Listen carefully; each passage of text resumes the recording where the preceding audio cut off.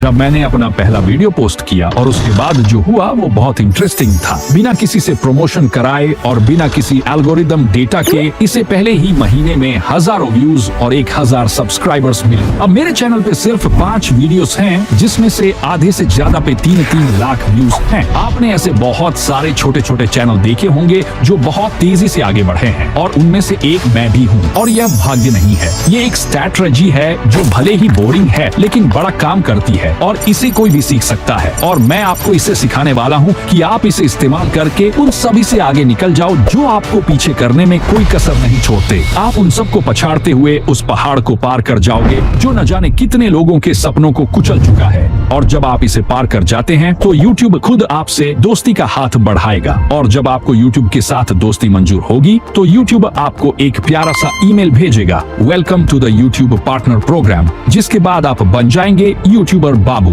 लेकिन मेरे दोस्त, जितना आसान तुम सोच रहे हो उतना आसान यह नहीं है। जो लोग तुम्हें पहले महीने में ही या कुछ ही दिनों में 1000 सब्सक्राइबर्स पार करते दिखते हैं, उनमें से एक भी ऐसे लोग नहीं होते जिन्होंने बस अभी अभी YouTube के बारे में जाना और चैनल बनाया हो और फिर महीने भर में ही चैनल मोनेटाइज कर लिया हो। जो लोग आपको तेजी से आगे बढ़ते हुए दिखते हैं, उनका चैनल भले ही नया हो लेकिन उनका तजुर्बा पुराना होता है, जिसे हम एक्सपीरियंस कहते हैं। जो लोग आपको फास्ट ग्रो करते हुए दिखते हैं, उन्हें इस सब की जानकारी होती है जो उन्होंने बहुत सारी गलतियां करके सीखी होती है। लेकिन एक मिनट रुकिए, आप कहना क्या चाहते हैं? क्या मुझे भी 1-2 साल गलतियां करके सीखना होगा? नहीं, इसमें तो काफी सारा समय निकल जाएगा। तो फिर मुझे क्या करना चाहिए जिससे मैं कम से कम समय में सीख सकूं? Good question. तुम्हारे सभी सवालों का जवाब है इस वीडियो में। इसके वजह से न जाने कितने सारे छोटे छोटे क्रिएटर्स उन 100-200 व्यूज में अटके रह जाते हैं और अंत में YouTube छोड़ देते हैं। यह एडिटिंग नहीं है, ना ही स्क्रिप्ट है और ना ही आपका टाइटल और थंबनेल है। लेकिन अगर इसे ठीक से नहीं किया जाए तो यह चैनल पर व्यूज और सब्सक्राइबर्स को फ्रीज कर देता है। और अगर इसे ठीक से किया जाए तो यह चैनल को 10 गुना तेजी से बढ़ा सकता है। इसे आइडिया फार्मिंग कहते हैं और यह YouTube पर सबसे शक्तिशाली चीज है। अब समझते हैं आइडिया फार्मिंग कैसे किया जाता है। आप डेली 1 से 2 घंटे अपने YouTube होम पेज और अपने कॉम्पिटिटर्स के चैनल पर स्क्रॉल करेंगे और जितना हो सके उतने आइडियाज लिखते चलिए।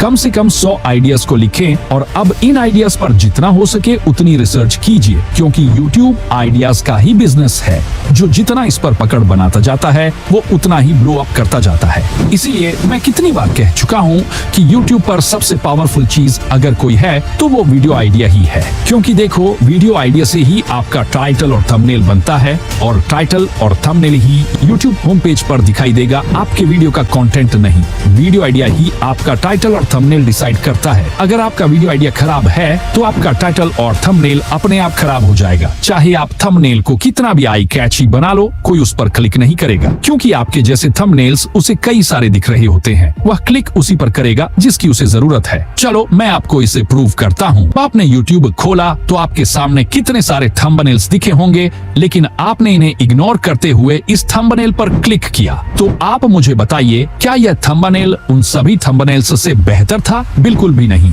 तो फिर आपने क्लिक क्यों किया? इसका आंसर है इस थंबनेल की वजह से नहीं, बल्कि इस वीडियो का आइडिया आपको पसंद आया, तभी आपने इस वीडियो पर क्लिक किया। और आप उसी वीडियो पर क्लिक करते हैं जिसका आइडिया आपको पसंद आता है, ना कि सिर्फ उस पर जिसका थंबनेल अच्छा होता है। मैं यह बिल्कुल नहीं कह रहा हूँ कि आप थंबनेल पर ध्यान ही मत दो। मेरा कहने का मतलब यह है कि आपके अट्रैक्टिव थंबनेल का इम्पैक्टफुल रिजल्ट तभी दिखेगा जब आपका आइडिया अच्छा होता है। इसलिए वीडियो आइडिया पर जमकर रिसर्च कीजिए, चाहे जितना भी टाइम लगे। वीडियो आइडिया एक ऐसी चीज है जिस पर हर सफल यूट्यूबर ध्यान देता है, क्योंकि एक अच्छा आइडिया ही व्यूज लाएगा। और एक टेक्निक है जिससे आप उस आइडिया को फाइंड कर सकते हैं जो छोटे क्रिएटर्स अपने चैनल को बढ़ाने के लिए करते हैं। और यह इतना इजी है कि आप इसे कॉपी कर सकते हैं। इसे क्रिएटिव स्पार्क टेक्निक कहते हैं। आपको YouTube पर जितने भी टाइटल और थंबनेल दिखाई देते हैं, उनमें से कई टाइटल और थंबनेल क्रिएटिव स्पार्क टेक्निक से क्रिएट किए जाते हैं। और क्रिएटिव स्पार्क टेक्निक का यूज करना बहुत आसान है। अगर मैं इसे सिंपल भाषा में समझाऊं तो इसका मतलब होता है दूसरों के आइडिया से इंस्पिरेशन लेना बिना किसी कॉपीराइट के टेंशन के। इस टेक्निक से क्रिएटर्स नए आइडियाज को अपने तरीके से बदलते हैं। आप दूसरों से सीखेंगे और उसे अपने स्टाइल में बदल देंगे। जैसे मैं अपने चैनल का एग्जाम्पल देता हूँ। देखो, इस वीडियो का आइडिया मैंने इस इस वीडियो से लिया था जिसमें 100 डेली यूज इंग्लिश सेंटेंसेस थे।